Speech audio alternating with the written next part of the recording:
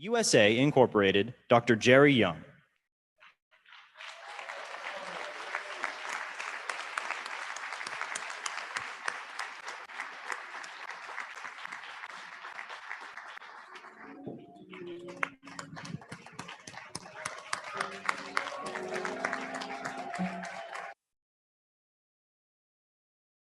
Hey, please be seated. Thank you so very much. Please be seated.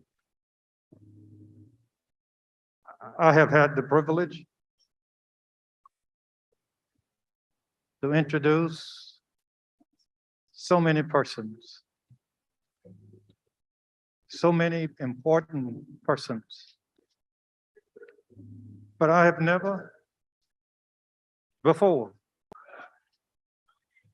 had the privilege or the opportunity to present the Vice President of the United States of America and to say that the Vice President is a sister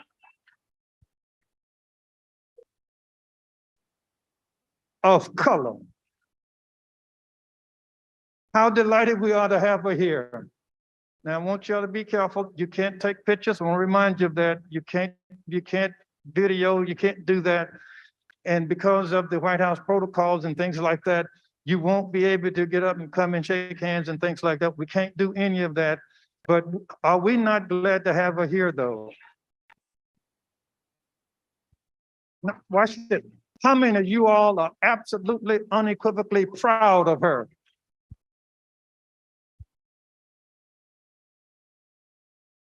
Ladies and gentlemen, brothers and sisters, friend, kindred, and all, my delight and pleasure to present to us this day our Vice President, yet Vice President Kamala Harris. Give it up for her. Give it up for her.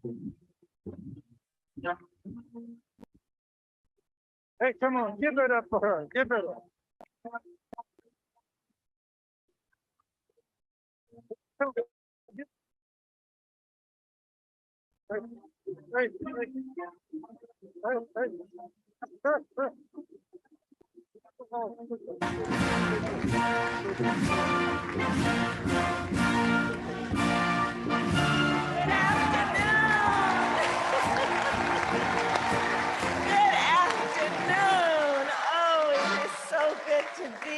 Good afternoon. Please have a seat. Oh, it is so good to be here. God is good. God is good. So let me start by saying it's wonderful to be back in Houston, isn't it? This is a city of incredible energy and diversity, and it is so wonderful for me on such a personal level to be here at the National Baptist Convention. Thank you everyone. And President Jerry Young, thank you for your leadership of this historic organization and for your friendship, for your counsel. I talk with him from time to time. Just how are you thinking about the world? Talk to me about how we can work together on the path of what we know we want to do to just shine a light in moments of darkness. So I want to thank you for what you do and for the friendship you have given me. And to all the leaders who are here with us, thank you for the care and the courage that you bring to your work, because this is certainly a room of leaders. And as a point of personal privilege, I just also want to say it is an honor to be joined today by my pastor, Reverend Dr. Amos C. Brown of Third Baptist Church. Yeah.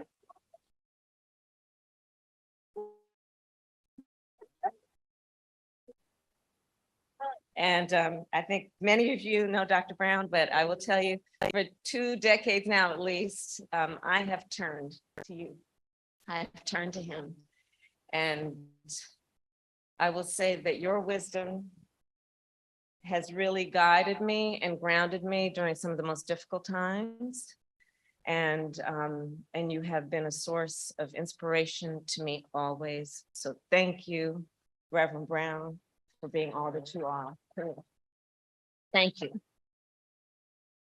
So as many of you know, I was born in Oakland, California. And I actually grew up attending 23rd Avenue Church of God in Oakland. And there I learned, as so many of us did, I learned in the Bible of the many teachings about the ever-present tension between darkness and light. And I learned in those moments how important it is to recognize the power of faith. Through the darkness, faith and our faith reminds us that we are not alone. Faith teaches us that a brighter future is always ahead. And we must keep moving forward to realize that future. And to move forward, simply put, I also learned, and we all know, faith requires action. So I was raised to live my faith. Marching for civil rights, my parents pushed me in a stroller. That was faith in action.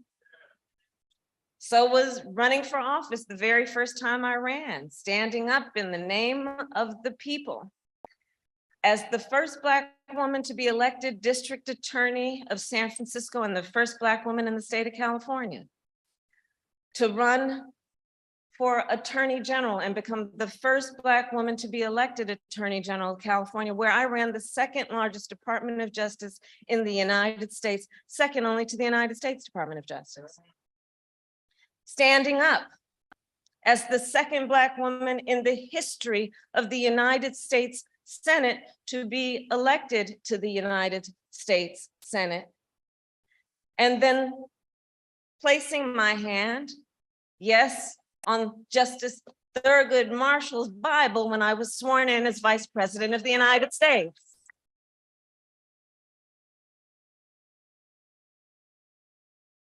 These were all, for me, acts of faith, born out of being taught to believe in what is possible and what can be, unburdened by what has been. For me and President Joe Biden, faith guides our work every day. So I will say to the National Baptist Convention, we know deeply that when people of faith come together, anything is possible. Everything is possible. That is the power of faith. Just think, after slavery was outlawed in our country, the founders of this very convention came together to protect the freedom of worship. As Black people in our nation battled racist laws and ideologies, men and women of the cloth were the leaders of the civil rights movement in America. And they then, following the teachings of Christ, built coalitions of people of all faiths and races and walks of life, because they understood and knew the importance of the collective. They did not declare, I shall overcome. No, they said, we shall overcome. So standing on those broad shoulders, let us speak truth about the moment we are now in. Today, we live in unsettled times. The ideals we thought were long established, such as overseas the sovereignty of democratic nations, here in our own country, the powerful transfer of power in a way that is peaceful, the freedom of voters, voters to decide elections, the freedom of women to make decisions about their own future, even what constitutes the truth. These ideals now hang in the balance. And in this moment, then, we count on the strength and the conviction of our faith leaders to help lead us forward. As we see gun violence threatening the safety of our communities and the sanctity of our houses of worship, our faith leaders have been among the leaders who demand a ban on assault weapons so that our children do not have to fear their lives as they sit at their desk or kneel in the pew.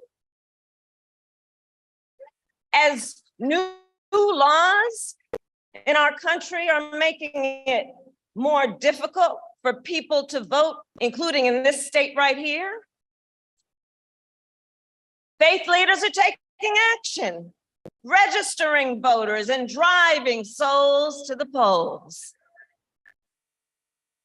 Because like generations before, we all know the freedom to vote should be sacred. And our democracy must be defended. As extremists work to take away the freedom of women to make decisions about their own bodies, faith leaders are taking a stand, knowing one does not have to abandon their faith or deeply held religious beliefs to agree that a woman should have the ability to make decisions about her own body and not have her government tell her what to do.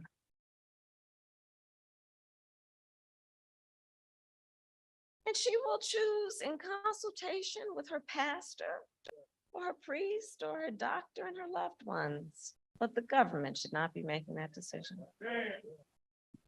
In this moment, let us heed the words of 1 Corinthians. Be on your guard. Stand firm in the faith. Be courageous. Be strong. And do everything in love. National Baptist Convention. We share a deep love for our nation. And we believe in the principles upon which it was founded. Freedom, liberty, equality. But we know that in our beloved country, these principles are only fully realized when we, people of faith, fight for them to be true. True patriotism means standing up for those principles. It means requiring and fighting to make sure that our nation lives up to those principles in every generation, in every moment of crisis. The Bible teaches us so much about what we must do to be dutiful. Understanding we have a duty to our God and to one another. And people of faith, then with that spirit, have always been part of leading our nation forward, out of the darkness and toward the light. And as Vice President of the United States, I will share with you, I do believe that today we must do so once again. We must continue America for what it promises to be, what it can be, unburdened by what has been.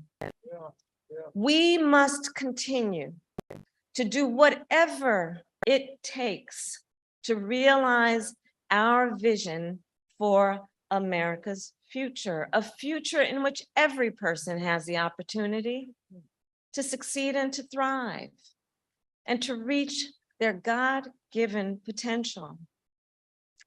You know, as the past year and a half has made clear, we do see what our labor can produce to reach that future. We have evidence that tells us that a light is shining.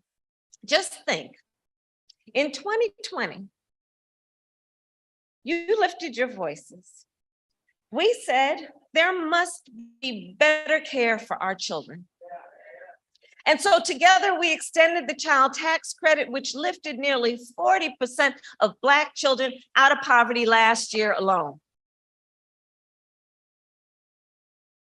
We lifted our voices in 2020 and said, we must support the families of our nation. And so together we passed a tax cut to give parents up to $8,000 for the cost of raising a child, more money to be able to buy food and medicine and school supplies for their children.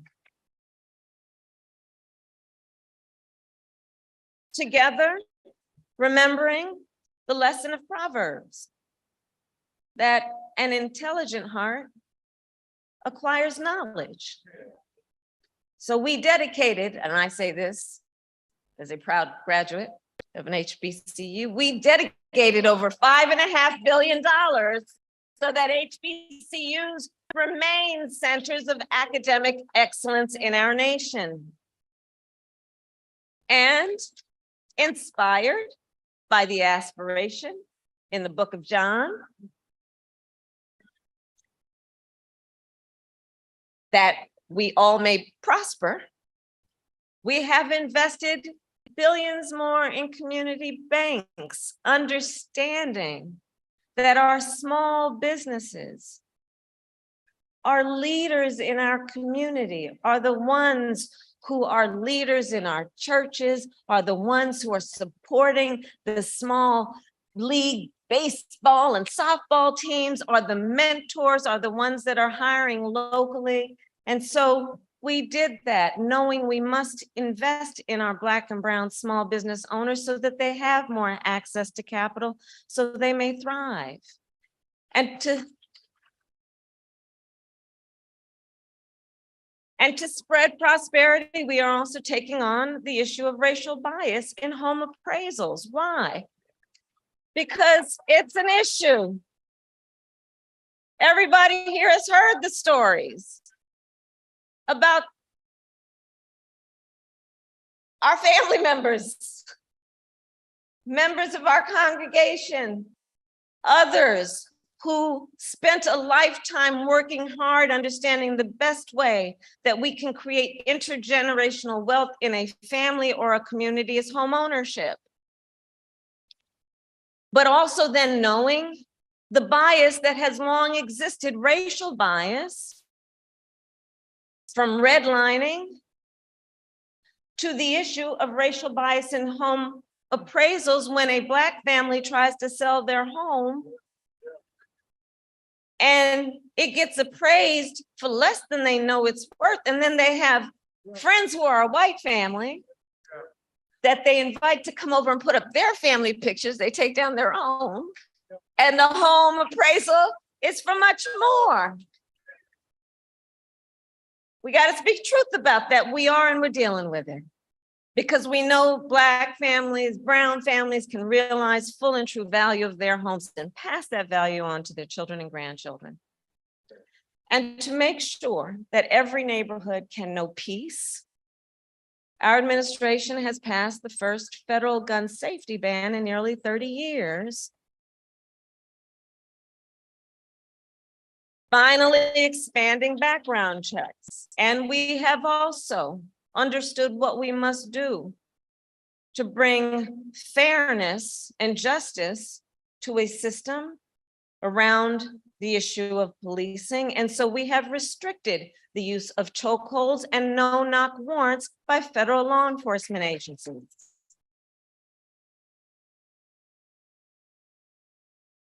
On another issue, President Biden and I know that one of the 3 issues that are top for American families, in that 1 in 3 Americans struggles with this, it's the issue of unpaid medical bills and medical debt. And what we know is when people cannot afford their medical bills, they are less likely to seek the care they need. And we know what our churches do then to try and fill in the gaps. When Sunday morning we read about who needs support and help, which of our elders might need a little extra something. Well, the church has a role to play, but so does our government. Because we all here know God calls on us. God calls on us to help heal the sick. So from our end, what we have done to reduce the cost of healthcare is to reduce the cost of health insurance by an average of $800 a year for millions of small business owners, seniors, and middle-class Americans. Because when we are called to help heal the sick, this is the work we must do. Another issue, we are going to cap the cost of insulin for seniors to $35 a month.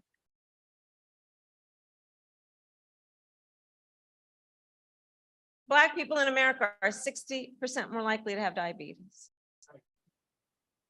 And far too many of our seniors in particular with diabetes who cannot afford the insulin that a doctor has prescribed to help save their life are cutting their dosage, are getting sicker simply because they cannot afford life-saving medication. If we talk about what we must all do to help heal the sick, shouldn't we then agree that access to healthcare should be a right and not just a privilege of those who can afford it? And I'll share with you one of the background issues that's at play here that we are addressing. For years, the big pharmaceutical companies have been standing in the way. They've been putting profit as a priority and not allowing Medicare to negotiate on behalf of the millions of people that it represents.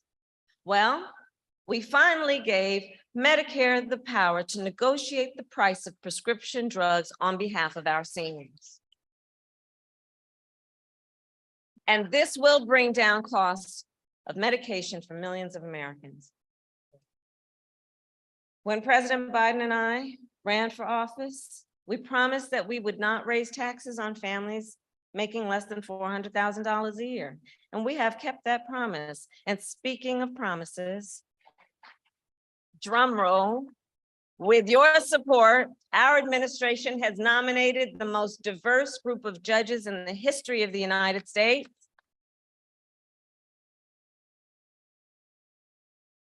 Including now Supreme Court Justice Ketanji Brown Jackson.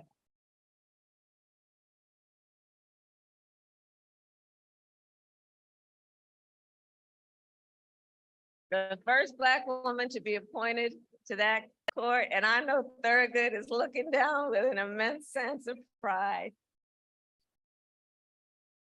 So all that to say, there's a lot of work that has been done, but a lot of work that needs to be done. Consistent with our teachings and the spirit with which we live and love. So we've had a lot of good success, but we have a long way to go. As I've said, these are unsettled times. And today then, I ask on everyone here, I ask each one of us to continue to be driven by compassion and optimism. Because there's so much about what we have always stood for that has not been a fight against something. It has been a fight for something. Fueled by our faith, fueled by optimism, and also fueled by empathy and enlightenment. driven by our love of country and a belief in the promise of our nation. So let us, people of faith, continue to defend our democracy, continue to defend our liberty and our freedoms. Let us continue to fight to build a better future. And let us continue to have faith in God, in our country, and in each other. Because together, we will continue to usher in the dawn. Thank you. May God bless you and may God bless America. Thank you all.